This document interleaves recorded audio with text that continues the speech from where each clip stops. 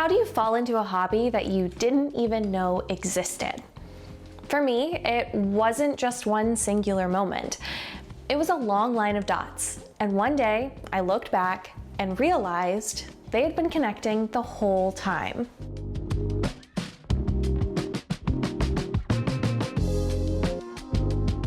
Hey Stardust, welcome back. And if you're new here, thanks so much for joining us in our little corner of the internet.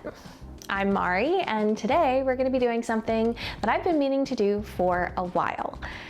I'm gonna tell you the story of how I became a cosplayer. Not the highlighted, curated version, but the whole story, starting from the beginning.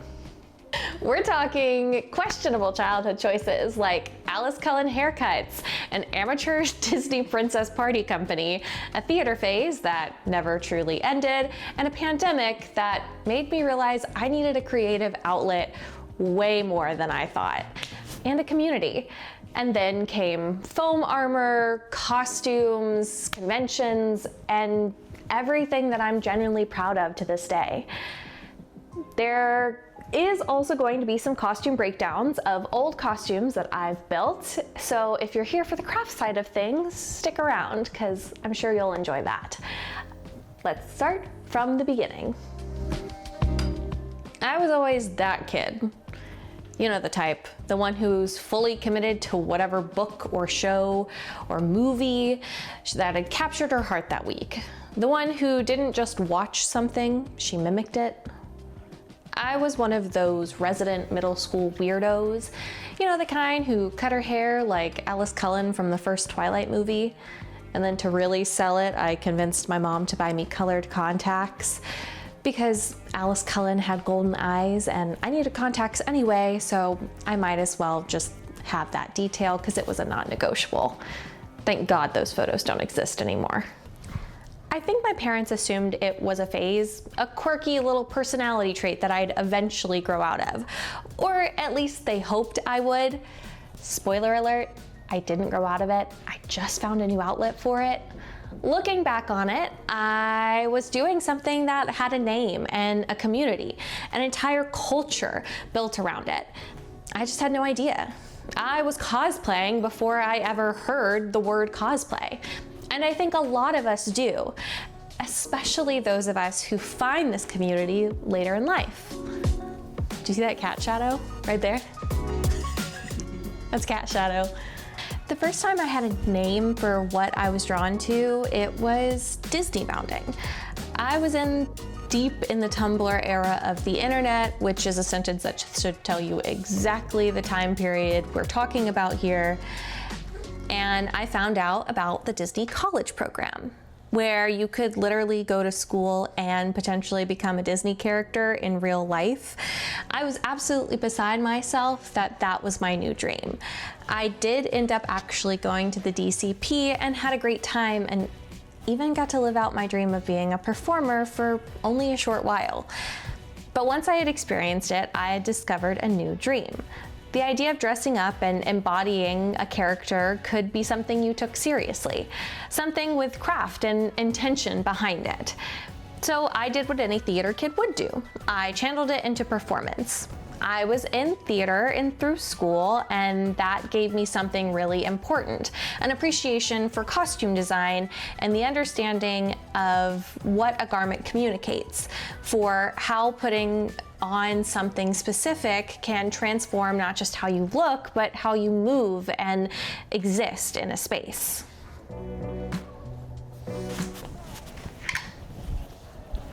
Then life got busy. My career started taking off and I was in a career path that I was truly devoted to, and I threw myself into it. But here's the thing about creating a communities for others, is you get so caught up in creating it for them that you unknowingly separate yourself from the very thing you're trying to create. When college ended and I was starting out my career, I no longer had community theater. My friends are spread across the state, and I realized that I was a lot lonelier than I had realized. So that's when TikTok started getting really big. And through TikTok, I found people who were doing exactly what I had always done. People who were embodying characters and putting creativity and excitement into exactly what I had always thought and done. I was making connections, but there still felt like something was missing. I wanted to create. I wanted to be able to look at a costume and say, I made that with my own hands. My first original build was the Wasp. I was going to wear her to my first convention ever and actually enter into a cosplay contest. I had never worked with EVA foam before, but I had watched thousands of videos on YouTube and thought that I could handle it. I burned myself 1,000 times and hot glued things that should not have been hot glued, but it was a great experience and I was really proud with what it all came out to be. Was it perfect? No. Was it recognizable? Yes. And that mattered more to me than perfection. I don't have the costume anymore, which honestly I have complicated feelings about, but I can tell you what I remember. The black Sentai suit that was bought off of Amazon, the foam plates and abdomen segments that were patterned from a Red Hood design, and I heat shaped them by hand. The iridescent wings were on wireframes barely held together, and they were just stuck into the back of the vest. The yellow gloves were hand cut and traced in vinyl, and I was so proud of it all. But no matter how proud I was, it broke immediately as I arrived at con. That build taught me a lot about foam work, how it's a really good exercise in problem solving and geometry. I still think about what I learned from that cosplay build, and anytime I pick up foam smithing, like with Minthara from Baldur's Gate that I built a few years ago. Come with me and step into my cosplay closet where I show you some of my original builds from my early cosplay journey. First up, we'll have the original Squirrel Girl from the Unbeatable Squirrel Girl. So this pattern is a McCall's M8101, using a brown linen and natural elements to really kind of speak to Squirrel Girl being a squirrel and her love for everything. The tail was made from a Kinpatsu pattern that I bought online, and then this is fully lined but was velcroed. I even had functioning pockets. Next up is Marion, Ruby of the Sea from Critical Role's Mighty 9 campaign. I really love this costume because I was able to take so much creativity into this since there was not a specific character design for Marion. So I will list all of the patterns used for this in the comments down below. This is also a two-toned fabric where it's got these beautiful purple and gold orchids.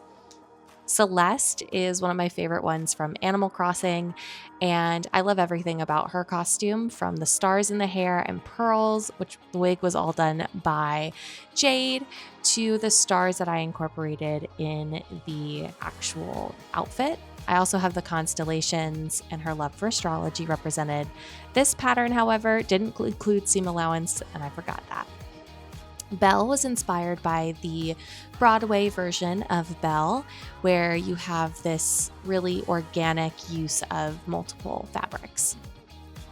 Danny, or Daniela, from the Game Gyrus and Game Grumps, was the first pattern I ever built using the duct tape method, and I also made my own bias tape.